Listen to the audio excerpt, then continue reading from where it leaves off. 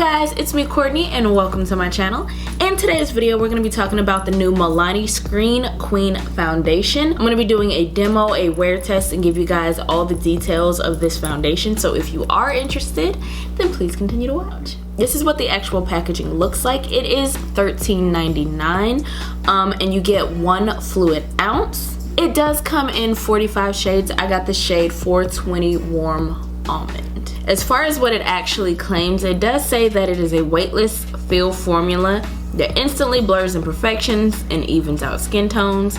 It's infused with digital blue light filter technology to help protect skin from digital pollution. All skin types, cruelty free and vegan. Now as far as the coverage, it is supposed to be a light to medium coverage and a more natural finish. So I'm gonna go ahead and go in with 2 pumps. That's what's been working for me lately. And as you can see, the consistency is super thickums. So what I'm gonna do is just sort of tap it into place. And I'm gonna do a wet beauty blender on this side.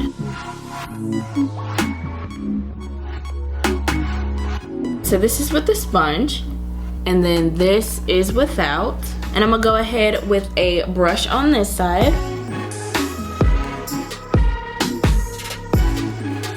All right, so this is sponge side and brush side.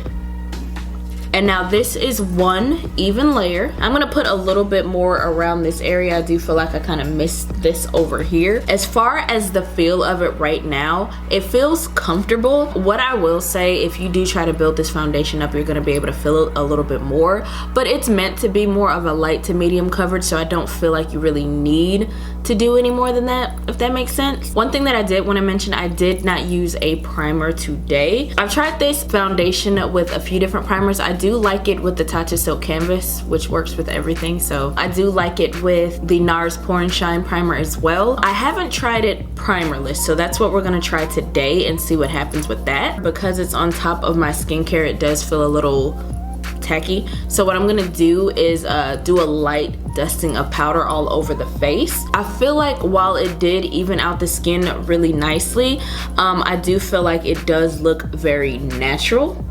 So I do love that about it. That was one of the claims, so I'm here for that. However, the one thing that it did say is that it was blurring. And I don't feel like by itself, again, no primer, I don't feel like it's really that blurring. Because if I kind of look up a little closer, I can see a little bit more of my pores peeking through, which I'm not horribly mad at. I have seen it look really good with a pore filling primer, you know what I mean? So by itself, not so much blurring, but I think if you add it with something that is blurring, you're gonna get that effect, if that makes sense. I'm gonna go ahead and finish up my makeup and we'll come back and have a little chat. All right guys, so this is the look that we are going to be rocking today. If you are curious about any of the products that I'm wearing on my face, I will leave that in the description box below. I'm actually gonna do a tutorial on the whole look as well, so stay tuned for that. Right now it is 9:47, so I actually got an early start to my day. Yay me. As far as the way that my face feels and looks today, I really like how everything came out. I didn't have any issues with any sticking, any patchiness or anything like that, nor have I in the past 2 weeks that I've been trying this product out. Now I did opt for a more glowy look today. I did use a Dewy setting spray, and as I did mention, because I don't have any primer on, it kind of is mixing a little bit more with my skincare. So with that being said, I am going to leave a picture so that you can see exactly what it looks like a little bit more matte with the Tatcha Silk Canvas primer, and then I'm also gonna leave what that looks like at the end of the day as well. Right now everything feels really nice, like I feel comfortable in this. I'm gonna go ahead and get out of here and I will see you guys about 8 hours from now. Yeah. Alrighty guys, I am back. Sorry. Alright guys, I'm back and this is what my face is looking like. So it's 5:01 and I know I need about 45, I think it was 47 minutes for it to be a whole 8 hours. However, it's actually super quiet in my house, so I kind of want to get this done now.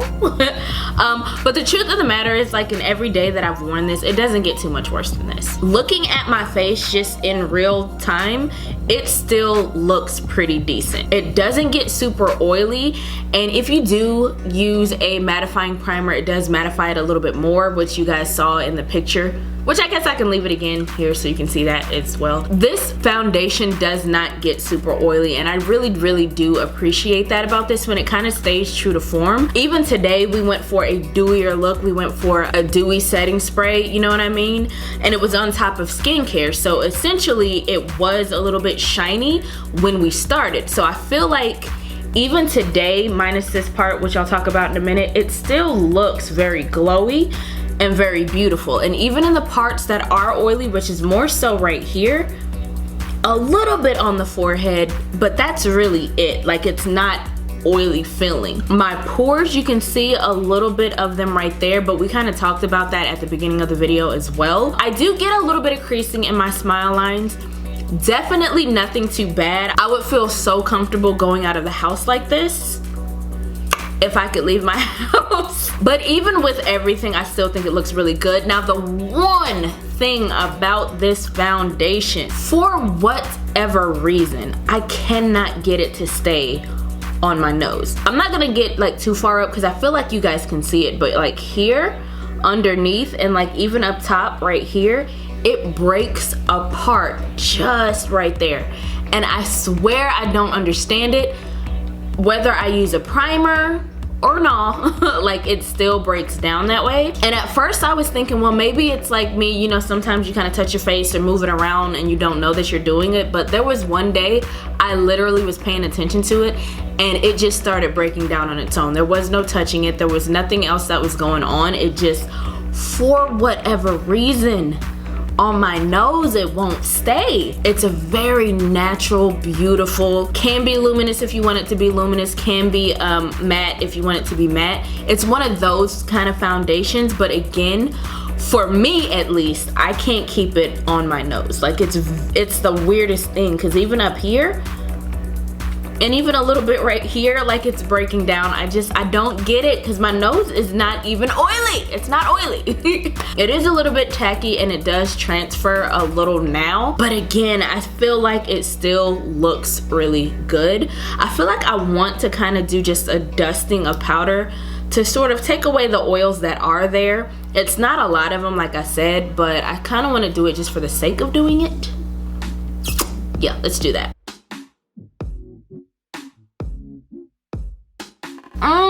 If I could just fix that, I feel like everything would be perfect.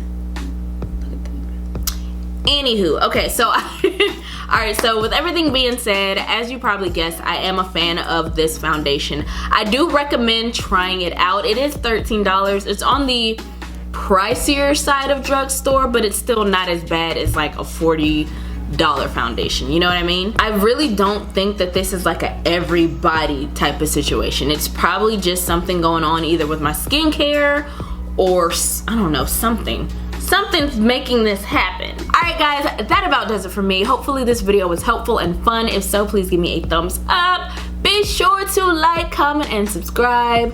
Share the video if the mood suits you, and I will see you guys in the next one. Bye.